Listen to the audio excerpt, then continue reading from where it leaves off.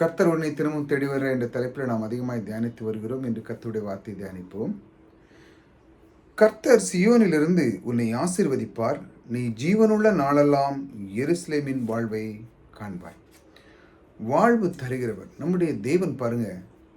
இயேசு கிறிஸ்துவானவர் நம்முடைய வாழ்க்கைக்கு குறித்து அவருடைய நோக்கமும் சித்தமாக இருக்கு. நம் மேல் அவர் பிரியமாக இருக்கிறார். நமக்கு என்ன தேவை என்று அவர் முன்கூட்டி அறிந்து நாம் கேட்கறதுக்கு முன்பாகவே தர ஆயத்தமாக இருக்கிறார். அதை ஒரு மனிதன் விசுவாசிக்க வேண்டும். என் கர்த்தர் என்னுடைய வாழ்க்கை இப்படி வைக்கவில்லை. என்னுடைய வாழ்க்கை இன்னும் அதிகமான ஆசீர்வாதத்தில் அவர் விரும்புகிறார். அவர் என்னை கொண்டு இந்த பூமியிலே சில விஷயங்களை பயன்படுத்த, அவருடைய சுவிசேஷத்தை அறிவிக்க, நிறைய காரியங்கள் இந்த சரீரத்தை கொண்டு செய்ய விரும்புகிறார் என்று மனதார நீங்கள் நம்பணும். அதை ஒரு மனிதன் விசுவாசிக்கும் பொழுது கர்த்தர் சியோனிலிருந்து உன்னை ஆசீர்வதிப்பார். அவர் உன்னை ஆசீர்வதிக்கும் பொழுது பாருங்க, நீ ஜீவனுள்ள நாளெல்லாம் எருசலேமின் வாழ்வை காணும்.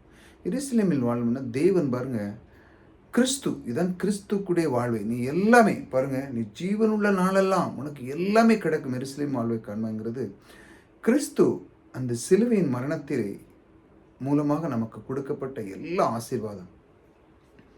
ஆதாம் இழந்தான், அவனுக்கு அற்புதமான ஒரு தோட்டத்தை கொடுத்தார் ஆண்டவர்.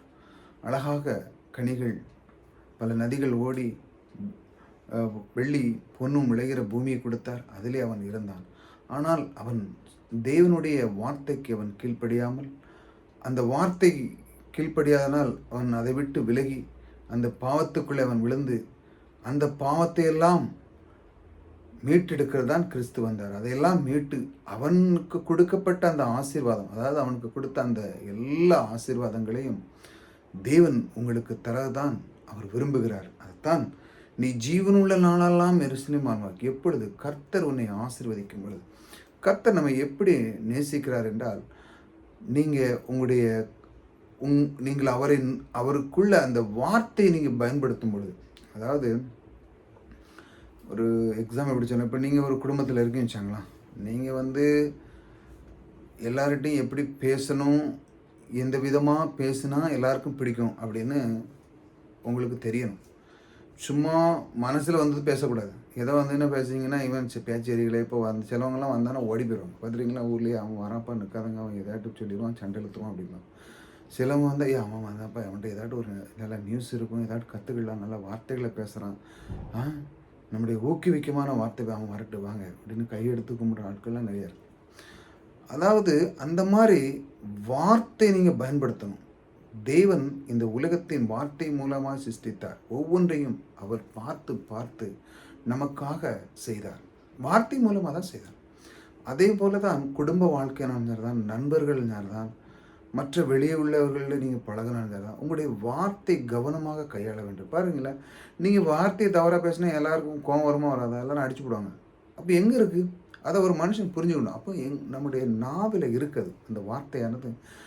இந்த உயிர் அந்த எப்படி இருக்கணுமோ நம்ம சரீரம் அந்த நாவில் இருக்குது. அப்போ நம்ம இதை எப்படி கையாண்டால் நம்முடைய வாழ்க்கை மாறும் அப்படின்னு கற்றுக்கொள்ள வேண்டும். பாருங்கள், எல்லா இடத்துலையும் பேச்சு சரியில்லைன்னு வச்சாங்களா, அவனை சரியில்லை. எல்லா இடத்துலையுமே பெரிய பெரிய இடத்துல நீங்கள் பாருங்கன்னா அவனுடைய கம்யூனிகேஷன், அதாவது தேவையானது மட்டும்தான் பேசுவாங்க, தேவையற்றதை பேசவே மாட்டாங்க. அதாவது அது அவனை கெடுக்கும், அவனை நிர்மூலமாக்கும், அவனுக்கு அது தன்னுடைய வாழ்க்கை திறனை மாற்றாது. அதாவது பேசுகிறது ரொம்ப கவனமாக பேசணும்.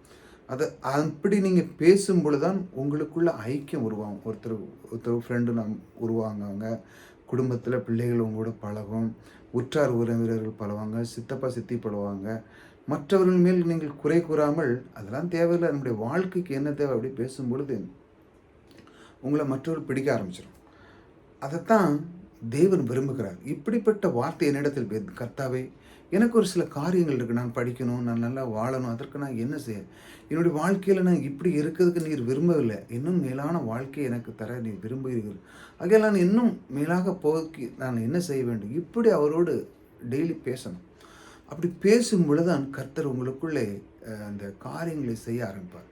நான் இன்றைக்கி ஒரு வீடு வாங்கணும், அதற்கு நான் என்ன செய்ய ஆண்டவரே, என்னுடைய இடத்துல இவ்வளோ தான் பணம் இருக்குது, நான் அதற்கான ஆயத்தத்தை நான் என்ன செய்ய, நான் இந்த பணத்தை பெருக்கிறதுக்கான என்ன செய்ய வேண்டும், எனக்கு நேரத்தை நான் எப்படி செலவு செய்ய வேண்டும், உம்மை நான் அறிந்து கொள்வதற்காக நான் நேரத்தை செலவழினேன். அதற்கான நேரத்தை நீர் எனக்கு தந்ததற்காக நன்றி. இல்லைன்னா எனக்கு தாங்க ஆண்டவரே, உம்முடைய வசனத்தை நான் கேட்கணும். உம்முடைய வார்த்தைக்கு நான் கீழ்ப்படியணும். ஒவ்வொரு நாளும் உமக்காக 10-20 நிமிஷமாட்டு ஜெபம் பண்ணணும். இப்படிப்பட்ட வார்த்தைகளை பேச ஆரம்பிக்கிறேன். என்னடா நீங்கள் சொல்லலாம், என்ன இப்படி பேசுகிறேன்னு யார்கிட்ட போய் பேச, மனுஷனாட்டு ஒருத்தருக்கு ஒருத்தர் நின்று பேசிக்கலாம். அப்படி தான் நிறைய நிறைய வந்து சாயங்காலம் ஆனால் அந்த பூரா அந்த அரட்டடிக்க கோஷங்கள் நிறையா இருக்குது. சும்மா ஏதோ ஒன்றும் இல்லாமல் வேஸ்ட்டாக நின்று ஒரு 20 நிமிஷம் 40 நிமிஷம் நின்று பேசிட்டு சும்மா வருவாங்க. பார்த்துருக்கீங்களா? சும்மா ஒன்றுமே இருக்காது அதில். ஒருத்தன் பீடி ஊதுவான், ஒருத்தன் எதை செய்வான், ஒருத்தன் இதை செய்வான். ஒன்றுமே இருக்காது அதில். வெறும் ஜீரோ தான். அந்த 1/2 மணி நேரம் 20 மணி நேரம் ஒன்லி ஜீரோவாக தான் இருக்கும். அதில் ஒன்றுமே இருக்காது. ஆனால் சில பேர்கள் பாருங்கள், நண்பர்கள் 2 பேர் சேர்ந்துக்கிட்டாங்கன்னா அவங்களுடைய வாழ்க்கையை பார்த்து அவங்க குடும்ப நிகழ்ச்சியில் எப்படி நடக்கணும், எனக்கு இப்படி ஒரு சூழ்நிலை இருக்குது, அதை நான் எப்படி கையாளணும், இப்படி பேசணும்.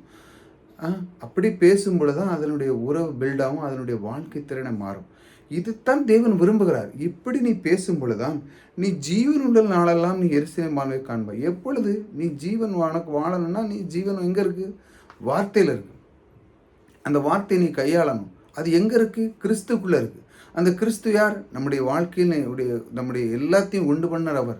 நமக்குள்ளே இருக்கிறார். நாம் அறிந்து கொள்ள வேண்டும். எனக்குள்ளே இருக்கிறார். எனக்குள்ளே ஐஸ்வர்யம் குடிகொண்டு இருக்கிறது. நான் இப்படி இருக்கிறதுக்காக என்னை உண்டு பண்ணவில்லை. என்னை இன்னும் மேலான மற்றவர்களுக்கு அள்ளி கொடுக்கிறதுக்காகவும், என்னுடைய குடும்ப வாழ்க்கைக்கு என்னுடைய போதும் அளவுக்கு அதை விடையும் மேலான எனக்கு கொடுக்கறதற்கு கர்த்தர் என்னை வைத்திருக்கிறார். அதுதான் என்னை உண்டாக்கியிருக்கிறார். என்னுடைய வாழ்க்கை திறனை பார்த்து மற்றவர்களை சுவிசேஷத்தை சொல்ல அளவுக்கு என்னை உயர்த்தி வைத்திருக்கிறார். இப்படி நீங்கள் சொல்லும் பொழுது தான் உங்களுடைய மனம் மாறும். பாருங்கள், வாழ்க்கையில் வந்து வார்த்தையிலாலே வாழ்க்கையை மாற்றிடலாம். நீங்கள் இப்படி தினமும் சொல்லணும், என் கர்த்தர் இருக்கார், என்னை ஞானத்தை கொடுத்துருக்கிறார், அந்த ஞானம் மூலமாக நான் எப்படி வாழப்போகிறேன். ஆனால் பாருங்கள், இந்த பூமியில் நீங்கள் எந்த தான் கற்றுக்கிட்டாலும் இப்படி நீங்கள் நிறைய விஷயங்கள் நான் சொல்லி கேட்டிருக்கீங்க. ஆனாலும் இந்த உலகத்தில் பாருங்கள், சூழ்நிலைகள் என்ன பண்ணும்? உங்களை விடாது. சூழ்நிலை என்ன செய்யும்? உங்களை இழுக்கும். என்ன அதை போய் கற்றுக்கிடா, இப்போ ஏன் இப்படி பேசுகிற, அப்படி ஏன் இருக்கிற. நீங்கள் ஒரு நாள் பேசுவீங்க, 2ஆம் நாள் மாறிடுவீங்க. வேறு எதையோடு பேசுவீங்க, உங்களுக்கு திடீர்னு வெளியே போனீங்கன்னா கோவம் வரும். அதை பண்ணுவீங்க, சண்டை போடுவீங்க, அப்படி வருவீங்க. அதாவது உங்களை எப்படி திரும்ப செய்யும்? உங்களை ஒரு டைரக்ஷனில் கொண்டு போக விடாத அளவுக்கு இந்த பூமியானது இந்த புவியீர்ப்பு விசை இழுத்துக்கிட்டே இருக்கும். உங்களை விடாது. நீங்கள் தான் அந்த இடத்துல நிறுத்தணும். இது இப்படி இல்லை, இது இப்படி தான், அப்போ நான் என்ன செய்யணும் அப்படின்னு நீங்கள் வந்து இப்போ நீங்கள் லேர்ன் பண்ணுறீங்க. இப்போ ஒரு வண்டி படிக்க போகிறீங்கன்னா, நான் உடனே படிக்க முடியுமா? அதை கொஞ்சம் கொஞ்சமாக சொல்லி அதுக்கப்புறம் படித்த உடனே நீங்கள் பாருங்கள். அதாவது நீங்கள் வண்டியில் உட்காந்துன்னு உங்கள் கால் எங்கே போகுது, பிரேக்கில் போகுதா, ஆக்சிலேட்டர் போகுதா, எப்படி கீழ்ப்படுதீங்க, என்ன செய்வீங்க, பாட்டு கேட்டுட்டு இருப்பீங்க, அந்த பக்கம் பார்ப்பீங்க, இந்த பக்கமாக ஆட்டோமேட்டிக்காக நீங்கள் உங்களுக்கே அறியாமல் எல்லாம் வேலை செய்யும் உங்கள் சரீரமே. அதே போல் தான் நீங்கள் கிறிஸ்துக்குள்ளே இருக்கும் பொழுது நீங்கள் படிக்க பழக உங்களே அறியாமையே உங்களுடைய நாவில் அந்த தேவனுடைய வார்த்தை வர ஆரம்பிச்சிடும். அதை நீங்கள் பழகின உடனே அதை பழக என்ன ஆகுதுமா, நீங்கள் எத்தனை பிரச்சனைகள் எத்தனை மேற்கொண்டாலும் சும்மா ஈஸியாக அப்படி இந்த காரில் இந்த வைஃப் இருக்கிற தண்ணி இப்படி அந்த துடைக்கிறது, அதே மாதிரி எல்லாத்தையும் துடைச்சி தள்ளிட்டு போயிட்டே இருப்பீங்க. அழகாக நீட்டாக உங்களுடைய குறிக்கோளை நோக்கி, உங்களுடைய லட்சியத்தை நோக்கி அழகாக போய் உங்களுடைய வாழ்க்கை வெற்றி பாதையாக நீங்கள் மாற்றுவீங்க. எப்பொழுது கிறிஸ்துக்குள்ளே. அதான் தேவன் சொல்லுகிறார், நான் உன்னை சியோனிலிருந்து உன்னை ஆசீர்வதிப்பார். அவர் உங்களை கர்த்தர் ஆசீர்வதிப்பார். நீ ஜீவனுள்ள நாளெல்லாம் எருசலேம் வாழ்வை காண்பார். ஜீவனுள்ள நாளெல்லாம் உங்களோடு கூட இருக்கிறார் இந்த கர்த்தர். ஆகையால் நீங்கள் எதை பற்றியும் கவலைப்படுங்க. புதிதாக வந்து சப்ஸ்கிரைப் பண்ணிச்சாங்க. கர்த்தர், நான் அதைத்தான் ஒவ்வொரு நாளும் சொல்லுவேன், கர்த்தர் நம்ம எப்படி நேசிக்கிறார். அவர் சிலர், நான் உன் கூட இருக்கேன்ப்பா, என்னுடைய நீ வார்த்தை சரியாக பேசினா போதும், நான் எல்லா வேலையும் செய்ய ஆரம்பிக்கிறேன். இப்போ நீங்கள் வந்து கற்றுக்கிட்டீங்க, அதுக்கப்புறம் அந்த வண்டி இல்லை நீ நான் சொன்னதான் கேட்கும் அப்படின்னு கேட்க இல்லை, அதுவாக போகும். நீங்கள் என்ன செய்யலைங்களோ அதுக்கு தந்தால் அந்த வண்டி அழகாக மூவ் ஆகும். அதே போல் தான் கிறிஸ்துக்குள்ளே நம்ம இருக்கும் பொழுது அவர் நம்ம வழி நடத்தி கொண்டே இருக்கிறார். நம்முடைய வார்த்தை சரியாக பயன்படுத்தும் பொழுது நீங்கள் சரியான பாதையில் போவீங்க. உங்களுக்கு எதிர்முனை ஒன்றுமே வராது. நீங்கள் சரியாக செல்வீங்க. உங்களுடைய கண்ணோக்கம் சரியாக இருக்கும். அதை தான் கிறிஸ்து கற்றுக் கொடுக்குறார். அந்த ஆசீர்வாதத்தை உங்களுக்கு தர விரும்புகிறார். ஒவ்வொரு நாளும் நீங்கள் இந்த மாதிரி வார்த்தைகளை கேளுங்க. உங்களுடைய வாழ்க்கை திறனே மாறும். உங்களுடைய கிறிஸ்து உங்களுக்குள்ளே வருவார். நீங்கள் அதை பார்த்து நீங்கள் மகிழ்ச்சி அறிவீர்கள். பார்க்கும் பொழுது அவர் சொன்னாங்க, அந்த வார்த்தை சொல்லும் பொழுது என்னுடைய வாழ்க்கை மாறினது என்று. அப்பொழுது உங்களுடைய வாழ்க்கையின் திறனை நீங்கள் பார்க்கும் பொழுது நீங்கள் வேக் பண்ணுங்க. நான் எங்கேயோ இருந்து எப்படியோ இருந்தேன், என்னுடைய வார்த்தை, என் நாவில் இருக்க வார்த்தை கொஞ்சம் மாற்றி தான் நான் பழகினேன், என்னுடைய வாழ்க்கையை மாறிவிட்டது என்று. நம்முடைய தேவன், இந்த வாழ்வு தருகிற தேவன் பாருங்கள், நமக்குள்ளே இருக்கிறார். அவர் தர ஆயத்தமாக இருக்கிறார். நீங்கள் எதை பற்றியும் கவலைப்படுங்க. கர்த்தர் உங்களோடு கூட இருந்து இந்த வாழ்க்கை தருபவர் உங்களோடு கூட இருக்கிறார். கர்த்தர் உங்களை ஆசீர்வதிக்கிறார்.